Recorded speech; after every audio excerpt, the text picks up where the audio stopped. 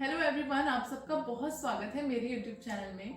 मैं डॉक्टर नेहा और आज हम बात करने वाले हैं आईबीएस यानी इरिटेबल बाउल सिंड्रोम के बारे में। आईबीएस क्या होता है, किन कारणों से होता है, इसके सिम्टम्स क्या हैं और इसके ट्रीटमेंट यानी होम्योपैथिक मेडिसिन के बारे में। तो वीडियो को एंड तक जरूर देखिए। जिन भी लोगों ने अभी तक मेरा चैनल सब्सक्राइब नहीं किया है तो चैनल को जरूर सब्सक्राइब कीजिए। तो चलिए शुरू करते हैं आज का वीडियो।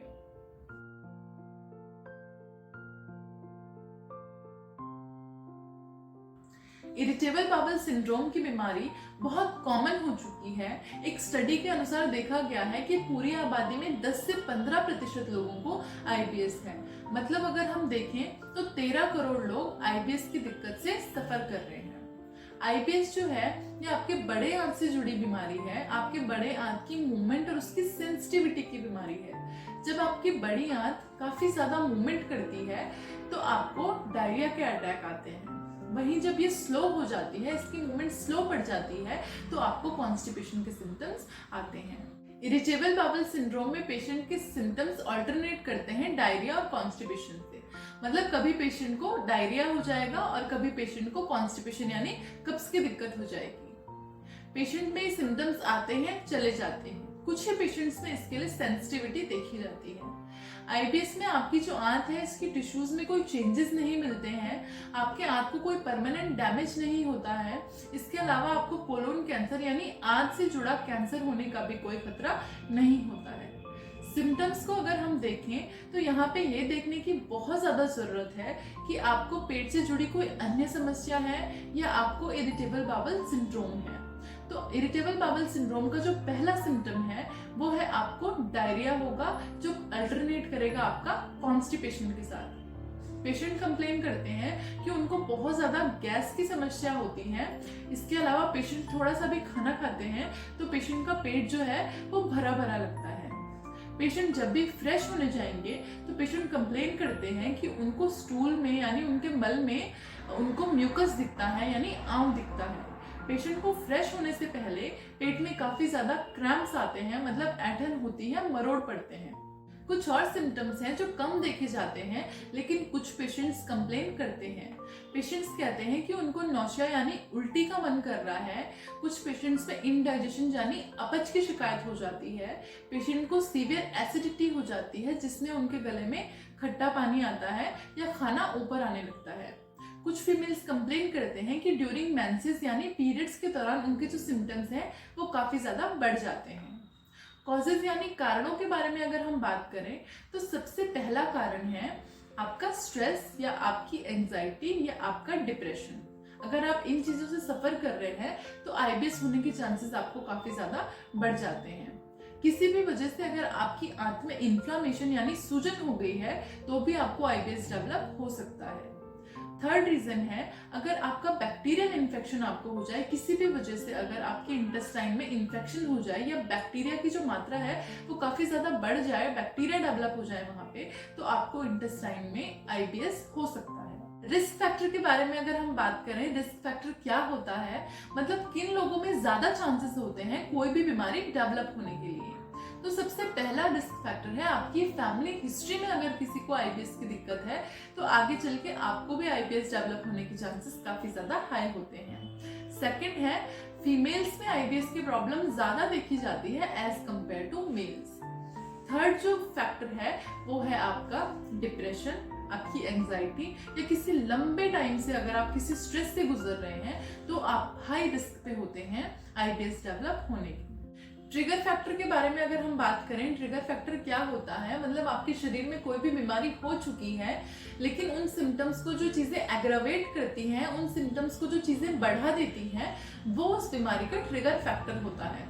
तो आईबीएस का जो ट्रिगर फैक्टर है उसमें पहला चीज है कार्बोनेटेड ड्रिंक्स। मतलब अगर आप सोडा बहुत ज्यादा लेते हैं या कोल्ड ड्रिंक्स लेते हैं काफी ज्यादा तो आपको आईबीएस की दिक्कत जो है वो बढ़ सकती है।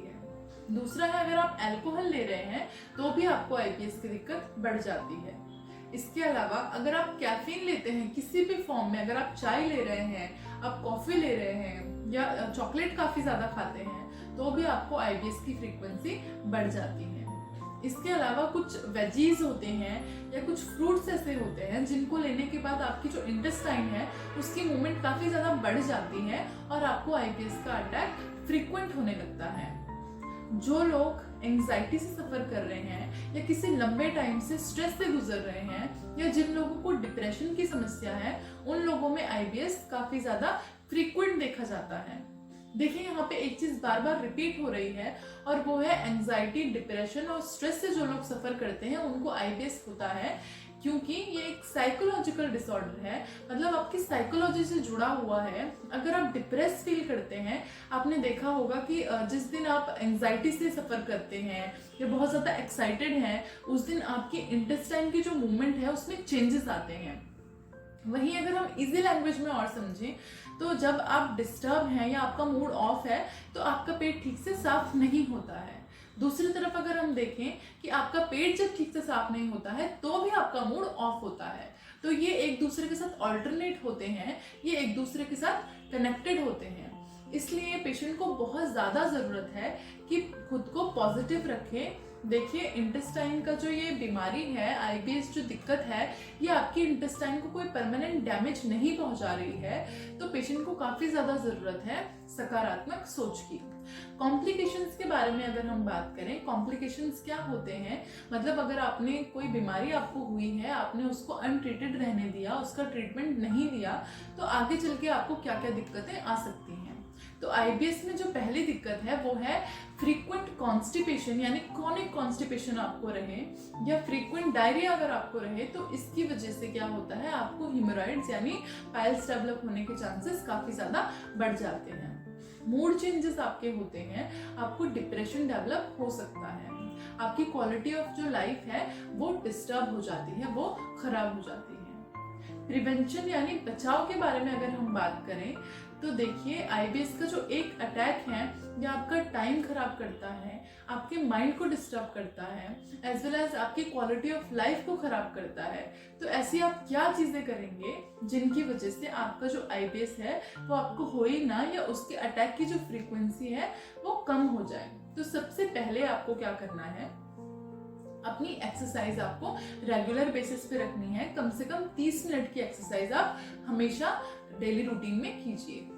इसके अलावा अपना डाइट चार्ट मैनेज कीजिए। आप देखिए कि किन चीज़ों को लेने के बाद आपको जो अटैक है वो काफ़ी ज़्यादा बढ़ रहा है, या इसके बाद आपको जो सिम्टम्स हैं वो बढ़ रहे हैं। उन चीज़ों को अपनी डाइट से एलिमिनेट कीजिए। इसके साथ साथ आप अपना टाइम मैनेजमेंट रखिए, मतलब आप जिस टाइम खाना लेते हैं, एक प्रॉपर बॉडी क्लॉक जो होती है हमारी वो उसके अकॉर्डिंग काम करती है। तो आप जब खाना ले रहे हैं, आपका ब्रेकफास्ट है, डिनर है, लंच है, आप एक ही टाइम पे लीजिए। इसकी वजह से आपकी जो इंटेस्टाइन है वो रेगुलेट होंगी और हेल्दी एंजाइम्स को सिक्रीट करेगी। इसके अलावा आप प्रोबायोटिक ले सकते हैं, आप पुदीने का सेवन कर सकते हैं। पुदीना क्या होता है, आपकी इंटेस्टाइन के लिए काफ़ी ज़्यादा अच्छा माना जाता है। इसमें कूलिंग प्रॉपर्टीज़ होती हैं, जो इन्फ्लामेशन यानी सूजन हो गई है पेट में, इंटेस्टाइन में आपको, वो भी काफ़ी हद तक ठीक होती है। एंजाइटी और डिप्रेशन से बचने के लिए आप योगा कर सकते हैं या ऐसी और कोई एक्टिविटीज़ कर सकते हैं जिससे आप पॉजिटिव फील करते हैं। आप म्यूजिक सुन सकते हैं, आप कोई गेम खेल सकते हैं। पेशेंट को पॉजिटिव रहना बहुत ज़रूरी है। देखिए इसमें क्या होता है, मोस्टली आप सोशल गैदरिंग जो होती है उससे कट जाते हैं, क्योंकि पेशेंट को लगता है कि वो बहुत लंबे टाइम तक अगर कहीं पे रहेंगे तो उनको क्या है, कहीं पे भी आईबीएस का अटैक आ जाएगा। इसकी वजह से वो आइसोलेट होकर रहने लगते हैं और उनको डिप्रेशन की समस्या हो जाती है। एक स्टडी के अनुसार देखा गया है कि 30% केसेस में ऐसा होता है कि जो लोग डिप्रेशन से सफ़र कर रहे हैं उन लोगों में आईबीएस डेवलप हो जाता है, या जो लोग आईबीएस से सफ़र कर रहे हैं उन लोगों में डिप्रेशन डेवलप हो जाता है। होम्योपैथिक ट्रीटमेंट के बारे में अगर हम बात करें तो सबसे पहले ये जानना बहुत ज़रूरी है कि होम्योपैथी में मेडिसिन जो होती है आपके कॉन्स्टिट्यूशन पे बेस्ड होती हैं, आपके कॉन्स्टिट्यूशन के ऊपर आपको मेडिसिन दी जाती हैं। इसलिए होम मेडिकेशंस कभी भी ना करें, कोई भी होम्योपैथिक मेडिसिन बिना डॉक्टर की सलाह के ना लें। देखिए अगर 10 पेशेंट्स को आईबीएस की दिक्कत है तो 10 पेशेंट्स में दी जाने वाली जो मेडिसिन है वो उनके सिम्टम्स के अकॉर्डिंग उनको दी जाती है, उनके mental symptom, physical symptom as well as general symptoms के अकॉर्डिंग उनको दी जाती है। होम्योपैथी में दी जाने वाली सबसे पहली जो मेडिसिन है वो है लाइकोपोडियम। लाइकोपोडियम हम ऐसे पेशेंट्स को देते हैं जिनको क्रॉनिक प्रॉब्लम रही हो, इंटेस्टाइन या पेट से जुड़ी हुई जो पेट से संबंधित जो बीमारियां हैं वो काफी ज्यादा क्रॉनिक यानी लंबे टाइम से चली आ रही हैं। पेशेंट कंप्लेन करते हैं कि थोड़ा सा खाना खाने के बाद उनका पेट जो है वो भरा भरा लगता है। पेशेंट को गैस्ट्रिक प्रॉब्लम होने लगती है, मतलब पेशेंट के पेट में काफी ज्यादा गैस बन जाती है। और पेशेंट कंप्लेन करते हैं कि उनको पेन हो रही है राइट साइड, जिसको हल्के हाथों से रब करने पे पेशेंट को थोड़ा सा आराम मिलता है। वहीं पेशेंट को क्रेविंग होती है मीठी और नमकीन चीजें लेने की। और पेशेंट कंप्लेन करते हैं कि जब भी वो स्टूल पास करने जाते हैं तो उनको अगर कॉन्स्टिपेशन हुआ है तो पेट ठीक से साफ नहीं होगा और स्टूल पास होने की जगह उनको काफी ज्यादा गैस पास होती है, जिसमें काफी ज्यादा स्मेल होती है। नेक्स्ट मेडिसिन है नक्स वोमिका। नक्स वोमिका ऐसे केसेस में दी जाती है जहां पे कोई स्ट्रेस या टेंशन लेने के बाद पेशेंट को गैस्ट्रिक कंप्लेंट्स हो गई हो, यानी पेट से जुड़ी कोई समस्या उत्पन्न हो गई हो। ऐसे पेशेंट्स कंप्लेन करते हैं कि उनको हर वक्त कब्ज बनी रहती है, उनके पेट में लगातार दर्द बना रहता है जो गैस का दर्द होता है, और हल्के हाथों से प्रेस करने पे पेशेंट को थोड़ा सा आराम मिलता है। पेशेंट को बार बार ऐसा लगता है कि उनको फ्रेश होने जाना है लेकिन वो प्रॉपर तरीके से फ्रेश नहीं हो पाते हैं। वहीं जब पेशेंट को डायरिया के सिम्टम्स आते हैं तो पेशेंट के सिम्टम्स में काफी ज्यादा पेशेंट को रिलीफ मिलता है, पेशेंट को थोड़े टाइम के लिए अच्छा फील होता है। पेशेंट को क्रेविंग होती है टबैको लेने की, अल्कोहल लेने की और कॉफी या स्पाइसी चीजें लेने की पेशेंट को ज्यादा क्रेविंग होती है। वहीं जब पेशेंट ये सारी चीजें लेता है तो उसके सिम्टम्स जो है वो काफी ज्यादा बढ़ जाते हैं। नेक्स्ट मेडिसिन है पोडोफाइलम। पोडोफाइलम हम ऐसे केसेस में देते हैं जहां पे पेशेंट कंप्लेन करते हैं कि उनके पेट में गड़गड़ की आवाज आ रही है। फ्रेश होने से पहले उनको काफी ज्यादा पेट में दर्द रहती है और जब वो फ्रेश होने जाते हैं तो काफी ज्यादा वाटरी डायरिया होता है जिसमें काफी ज्यादा स्मेल होती है और पेशेंट के मल में, स्टूल में म्यूकस यानी आंव होता है। पेशेंट कंप्लेन करते हैं कि उनको जॉइंट में भी स्टिफनेस रहती है और स्टूल पास करने के बाद पेशेंट को काफी ज्यादा वीकनेस फील होती है, पेशेंट को चक्कर आने जैसे सिम्टम्स आते हैं। फोर्थ मेडिसिन है सल्फर। सल्फर ऐसे केसेस में देते हैं जहां पे पेशेंट कंप्लेन करते हैं कि उनको अर्ली मॉर्निंग डायरिया होता है, मतलब पेशेंट स्पेशली 5 बजे के बाद पेशेंट की नींद खुल जाती है और पेशेंट को भागना पड़ता है वॉशरूम फ्रेश होने के लिए। वहीं पेशेंट कंप्लेन करते हैं कि उनका जो एनल एरिया है उसके आसपास उनको इचिंग होती है और काफी ज्यादा बर्निंग सेंसेशन रहती है।